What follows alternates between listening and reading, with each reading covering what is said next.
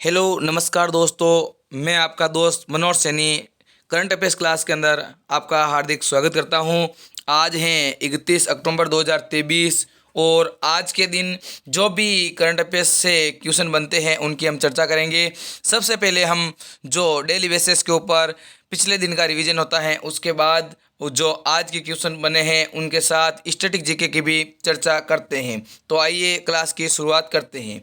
Class के अंदर देखिए, जो कल का रिवीजन है उसके अंदर किस देश की अदालत ने भारत के पूर्व 8 नौसेना अधिकारियों को मौत की सजा सुनाई है, तो वो हो जाएगा कतर। कतर देश की अदालत के द्वारा भारत के 8 पूर्व नौसेना अधिकारी को मौत की सजा सुनाई है। ठीक है, अगला है एशिया पैरा गेम्स में किस भारतीय खिलाड़ी ने भाला फेंक जेवलिन थ्रो में अपना पिछला वर्ल्ड रिकॉर्ड तोड़ के गोल्ड मेडल जीता है, तो वो हो जाएगा सुमित अंतल। क्या हो जाएगा? सुमित अंतल हो जाएगा। अगला है चक्रवाती तूफान जो हामू ने वो सर्वाधिक प्रभावित होने वाला देश कौन सा है, तो वो है बांग्लादेश। ठीक है, अगला है राष्ट्रीय स्तर का सरस आजीविका मेला 2023 का आयोजन कहाँ पे किया जा रहा है, तो ये किया जा रहा है हरियाणा के अंदर। कहाँ पे? हरियाणा के अंदर सरस आजीविका मेला 2023 का आयोजन किया जा रहा है। अगला है किस प्लेटफॉर्म ने ऑडियो एंड वीडियो कॉलिंग का नया फीचर लॉन्च किया है, तो ये लॉन्च किया है ट्विटर के द्वारा, जिसका लोगो भी चेंज हो गया है, उसका लोगो है एक्स। ठीक है, अगला है केंद्र सरकार ने किस राज्य की जमरानी बांध परियोजना को मंजूरी दी है, तो वो हो जाएगा उत्तराखंड। उत्तराखंड राज्य की जो जमरानी बांध परियोजना है उसको केंद्र सरकार के द्वारा मंजूरी दे दी गई है। अगला है हाल ही में स्लोवाकिया के नए प्रधानमंत्री कौन बने हैं, तो वो बने हैं रॉबर्ट फिको। कौन बने हैं? रॉबर्ट फिको बने हैं। अगला है हाल ही में किसने विक्रम फर्स्ट रॉकेट का अनावरण किया है, तो ये किया है भारत की प्राइवेट कंपनी है स्काई रूट एरो स्पेस के द्वारा। ठीक है, अगला है किस राज्य या कह सकते हैं यूटी के अंदर रेड लाइट ऑन गाड़ी ऑफ अभियान शुरू किया है, तो ये किया है दिल्ली के अंदर। अगला है भारत का पहला वेटलैंड शहर कौन बनेगा, तो वो बनेगा उदयपुर। ठीक है, तो अब आज की क्लास की शुरुआत करते हैं कि न कोई कठिनाई न कोई तकलीफ तो क्या खाक मजा है जीने में, बड़े बड़े तूफान थम जाते हैं जब आग लगी हो सीने में। ठीक है दोस्तों, अब आज की क्लास का फर्स्ट क्वेश्चन आपके स्क्रीन के ऊपर है और फर्स्ट क्वेश्चन क्या कह रहा है, केंद्रीय कैबिनेट ने जमरानी बांध परियोजना को मंजूरी दे दी है, ये किस राज्य के अंदर है, तो ये है उत्तराखंड के अंदर। कहाँ पे? अभी हमने पढ़ा है जो वन लाइनर फॉर्मेट के अंदर रिवीजन के तौर पे इस क्वेश्चन को लिया हमने। केंद्रीय कैबिनेट ने जमरानी बांध परियोजना को मंजूरी दी है, ये किस राज्य के अंदर है, तो ये है उत्तराखंड के अंदर। ठीक है, इसके अलावा बात करें हम यूपी के अंदर, तो यूपी के अंदर है माता टीला परियोजना। कौन सी? माता टीला परियोजना को लेकर केंद्र सरकार के द्वारा ये इसको भी मंजूरी दिया गया है। देखिए माता टीला परियोजना है, ये 2 राज्यों के अंदर है, मध्य प्रदेश व उत्तर प्रदेश। मध्य प्रदेश व उत्तर प्रदेश दोनों के अंदर है माता टीला परियोजना। इसके अलावा यदि हम बात करें मध्य प्रदेश की, तो मध्य प्रदेश के अंदर जो खंडवा है, खंडवा मध्य प्रदेश, जो खंडवा किस नदी के किनारे है? नर्मदा नदी के किनारे है। ठीक है, यहाँ पे बनने जा रहा है दुनिया का सबसे बड़ा फ्लोटिंग सोलर प्लांट। किस नदी पे? नर्मदा नदी पे बनने जा रहा है दुनिया का सबसे बड़ा फ्लोटिंग सोलर प्लांट। ठीक है, इसके अलावा बात करें हम कर्नाटक की, तो कर्नाटक के अंदर एक परियोजना है कलसा बुरुंडी परियोजना। कौन सी परियोजना? कलसा बुरुंडी परियोजना है जो हाल ही में चर्चा के अंदर है। ठीक है, चलो आगे देखिए, उत्तराखंड की बात आई है तो राजधानी हो जाएगी देहरादून। जो ग्रीष्मकालीन राजधानी है वो हो जाएगी गैरसैंण। उत्तराखंड के मुख्यमंत्री की बात करें तो वो हो जाएंगे पुष्कर सिंह धामी। राज्यपाल हैं गुरदीप सिंह और नेशनल पार्क है जिम कॉर्बेट नेशनल पार्क वे राजाजी नेशनल पार्क यहाँ के प्रमुख नेशनल पार्क हैं। यहाँ पे जिलों की बात करें तो नैनीताल, भीमताल, जो जितने भी प्रकार के ताल हैं, ताल वाली ज़िले हैं जिसके पीछे ताल आता है, वो सभी ज़िले किसकी हैं?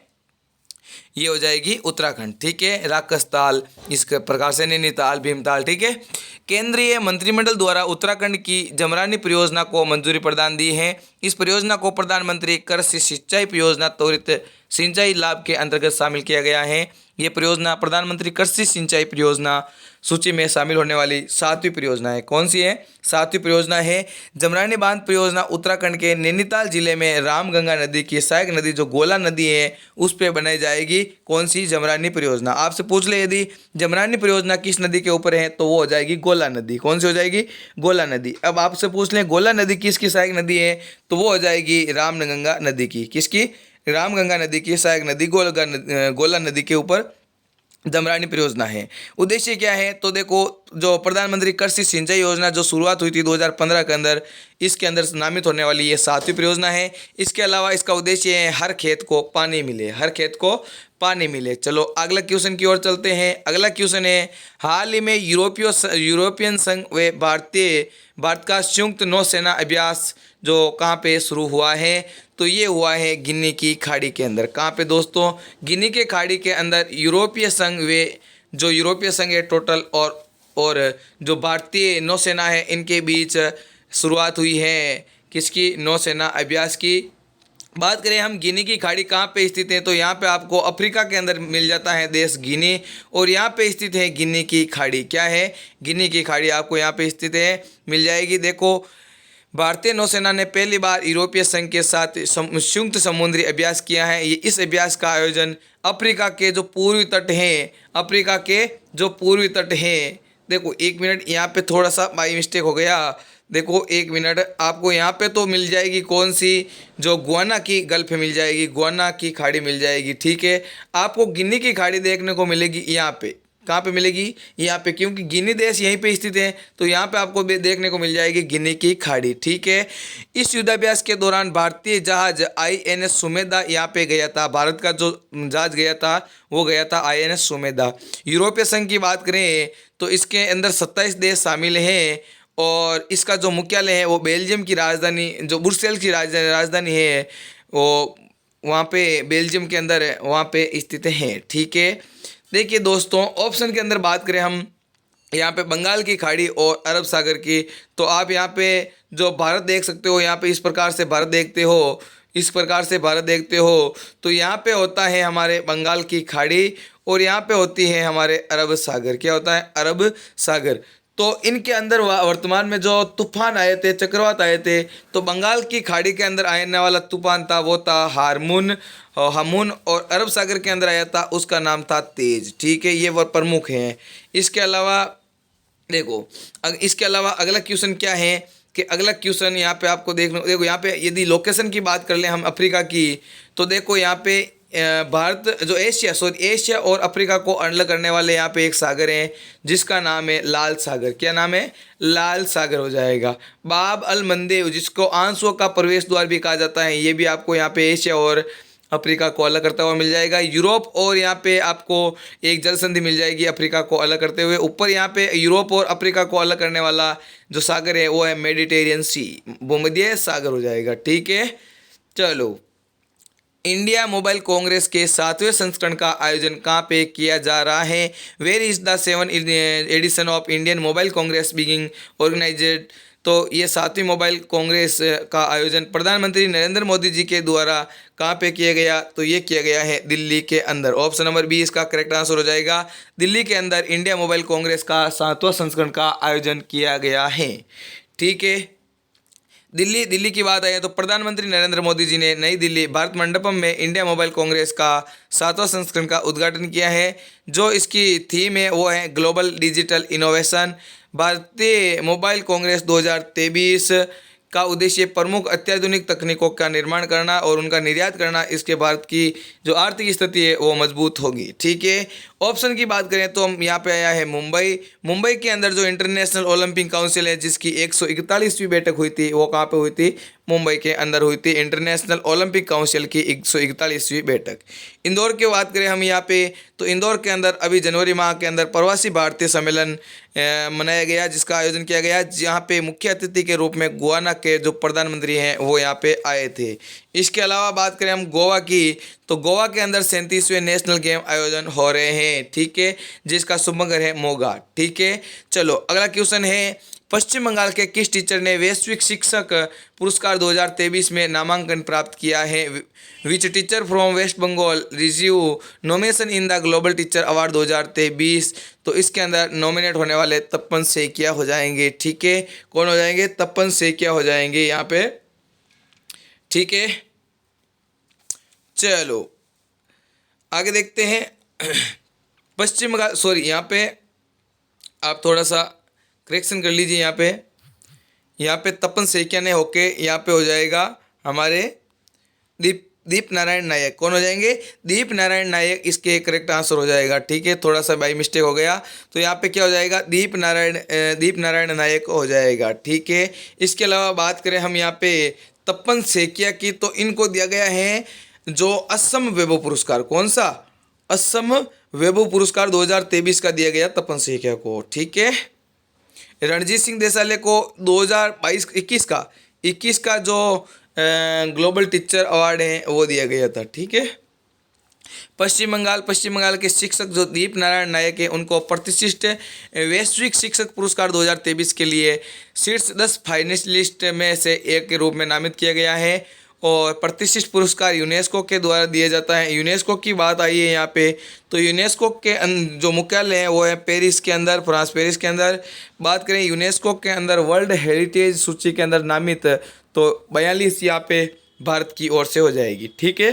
42वीं कौन सी है? तो वो हो जाएगा होयसेल मंदिर। और 41वीं है पश्चिम बंगाल का शांति निकेतन, ठीक है। चलो हाल ही में WHO ने किसे अपनी टीबी सलाहकार के रूप में नियुक्त किया है? तो टीबी सलाहकार के रूप में किसे नियुक्त किया है WHO के द्वारा? वर्ल्ड हेल्थ ऑर्गेनाइजेशन के द्वारा। तो ये भारत की ओर से सारंग देव को यहाँ पे नियुक्त किया है। ऑप्शन नंबर बी इसका करेक्ट आंसर हो जाएगा, सारंग देव। WHO ने जो सारंग देव है उनको टीबी सलाहकार के रूप में नियुक्त किया है। ऑप्शन के अंदर बात करें यहाँ पे जो अरिंदम बागची है उनको UN के अंदर भारत की ओर से स्थायी प्रतिनिधित्व के रूप में नामित होने वाले अरिंदम बागची। इसके अलावा अजय बंगा की बात करें तो ये जो वर्ल्ड बैंक है उसके अध्यक्ष हैं। नील मोहन की बात करें तो ये जो आप प्लेटफॉर्म देख रहे हो यूट्यूब, तो यूट्यूब के यहाँ पे CEO हो जाएंगे नील मोहन, ठीक है। प्रोफेसर सारंग देव को WHO ने अपने टीबी सलाहकार के रूप में नियुक्त किया है। प्रोफेसर सारंग देव को विश्व स्वास्थ्य संगठन WHO द्वारा तपेदिक के लिए रणनीति एवं तकनीकी सलाहकार समूह के सदस्य के रूप में नियुक्त किया है। ये नियुक्ति विशेष तौर पे भारत के तपेदिक जो टीबी के खिलाफ में लड़ाई लड़ने की असाधारण विशेषता और योगदान को दर्शाती हैं। WHO की बात करें तो वर्ल्ड हेल्थ ऑर्गेनाइजेशन का मुख्यालय है जेनेवा स्विट्जरलैंड के अंदर। इसकी स्थापना हुई थी 7 अप्रैल 1948 के अंदर। इसी के तर्ज पे 7 अप्रैल को मनाया जाता है विश्व स्वास्थ्य दिवस। यहाँ के वर्तमान में जो ये किसके अंदर आता है? तो यूनाइटेड नेशन के अंदर आता है। इसके अध्यक्ष हैं टेड्रोस अधनोम घेब्रेयेसस, ठीक है। चलो आगे चलते हैं क्वेश्चन नंबर 6 की ओर। हाल ही में सुल्तान इब्राहिम सुल्तान इसंगर को किस देश का नया राजा चुना गया है? तो ये चुना गया है मलेशिया का नया राजा। किसका? मलेशिया का नया राजा चुना गया है। सुल्तान इब्राहिम सुल्तान इसकंदर को मलेशिया का नया राजा के रूप में नियुक्त किया गया है, ठीक है। इसके अलावा बात करें हम ब्रिटेन के अंदर, तो ब्रिटेन के राज्यों को कहा जाता है चांसलर। इसके अलावा यहाँ पे UAE का नाम आया है, तो UAE के जो प्रेसिडेंट है शेख मोहम्मद, जो शेख खालिद भी कह सकते हैं इनको, वो है UAE के वर्तमान में सुल्तान। बात करें हम यहाँ पे मलेशिया की, तो यहाँ पे आप देख सकते हो ये है मलेशिया स्थित है। यहाँ पे नीचे है सिंगापुर। सिंगापुर का एक द्वीप है सुमात्रा द्वीप और मलेशिया के द्वीप यहाँ पे मिल जाती है आपको मलाक्का जल संधि, ठीक है। भारत के जस्ट दक्षिण पूर्व के अंदर स्थित है मलेशिया की जिसकी राजधानी है कुआलालंपुर। मुद्रा हो जाएगी रिंगत। और वो जो भारत और मलेशिया के बीच एक युद्धाभ्यास होता है हरिमऊ युद्धाभ्यास। कौन सा? हरिमऊ युद्धाभ्यास होता है। सुल्तान इब्राहिम सुल्तान इसकंदर को मलेशिया का नया राजा बनाया गया है। ये 31 जनवरी को नए वर्तमान राजा का कार्यकाल समाप्त होने के बाद ये 17वें राजा के रूप में शपथ लेंगे, ठीक है। अगला क्वेश्चन है, हाल ही में भारतीय सेना की पहली वर्टिकल विंड टनल का उद्घाटन किस राज्य के अंदर किया गया है? तो ये किया गया है हिमाचल प्रदेश के अंदर। ऑप्शन नंबर सी इसका करेक्ट आंसर हो जाएगा। हिमाचल प्रदेश के अंदर भारतीय सेना की पहली वर्टिकल विंड टनल का उद्घाटन किया गया है। ठीक है, इसके अलावा बात करें हम कर्नाटक की, तो कर्नाटक के अंदर हमने पढ़ाया है आपको कि विश्व का सबसे लंबा प्लेटफॉर्म 1507 मीटर लंबा, जिसका नाम है हुगली के अंदर, हुबली के अंदर स्थित है, जिसका नाम है श्री सीधारूढ़ स्वामी रेलवे स्टेशन। ठीक है, इसके अलावा बात करें यहाँ पे हरियाणा के अंदर, तो गुरुग्राम के अंदर ISA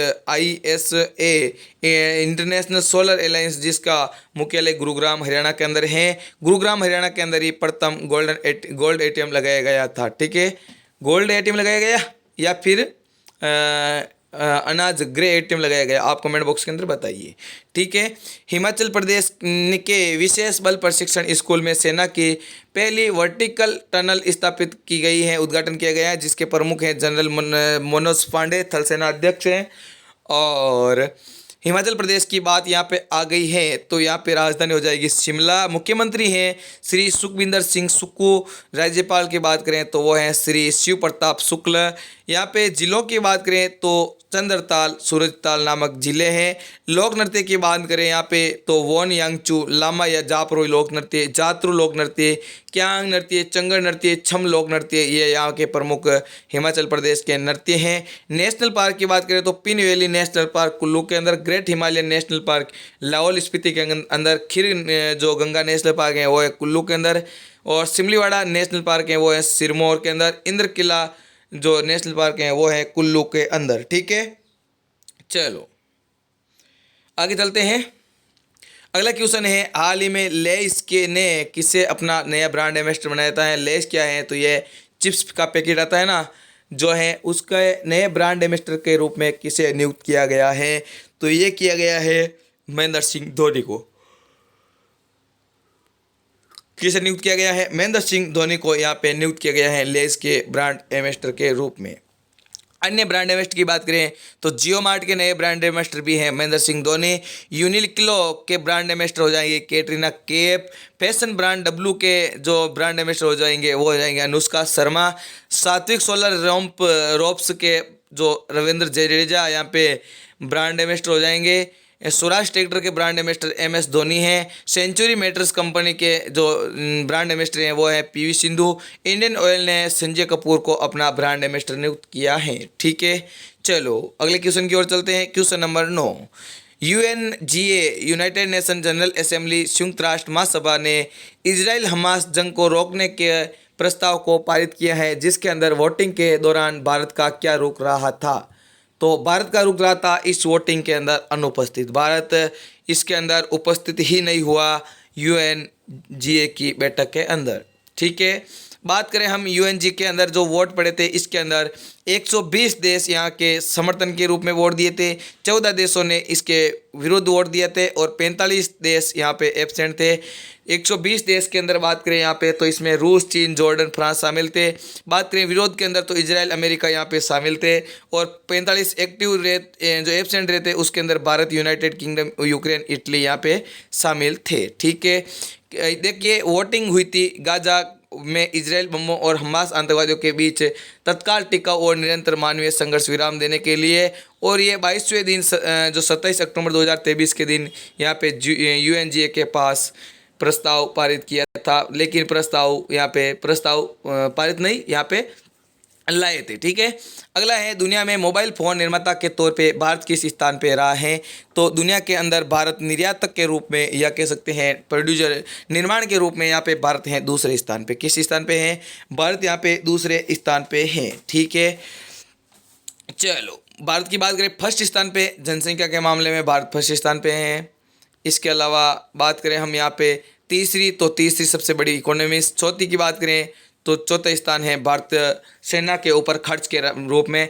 अमेरिका यहाँ पे सबसे ज़्यादा खर्च करता है। इंडियन मोबाइल कांग्रेस 2023 के उद्घाटन के दौरान प्रधानमंत्री नरेंद्र मोदी जी ने इसके बारे में बताया है। उन्होंने कहा है कि भारत अब मोबाइल फ़ोन का निर्यातक है और 2 लाख करोड़ रुपए के निर्यात के साथ भारत दूसरे स्थान पे है। मोबाइल कंपनी जो मोबाइल हैं भारत के वो 70 देशों के अंदर निर्यात हो रहे हैं। गूगल ने भारत में पिक्सल 8 बनाने की घोषणा की है। सैमसंग ने फोल्डर 5 और एप्पल ने आईफोन 15 आईफोन 15 पहले से ही यहाँ पे बनाए जा रहे हैं। ठीक है, चलो जो मैंने कल क्वेश्चन दिया था आपको, मैं आशा करता हूँ आपने इसका सही आंसर कमेंट बॉक्स के अंदर दिया होगा कि सकाराव पुरस्कार 2023 के विजेता का नाम क्या है।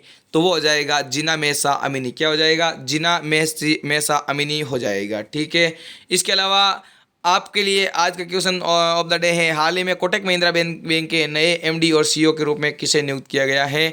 तो इसका सही आंसर आप कमेंट बॉक्स के अंदर बताइए। तो आज का सेशन यहीं पे समाप्त होता है। यदि सेशन पसंद आया तो सेशन को लाइक कर दीजिए, दोस्तों के साथ शेयर कर दीजिए। चैनल पे नए हैं तो चैनल को सब्सक्राइब जरूर कीजिए, बेल आइकन को प्रेस कर लीजिए ताकि आने वाले वीडियो की नोटिफिकेशन आपको सबसे पहले मिल सके।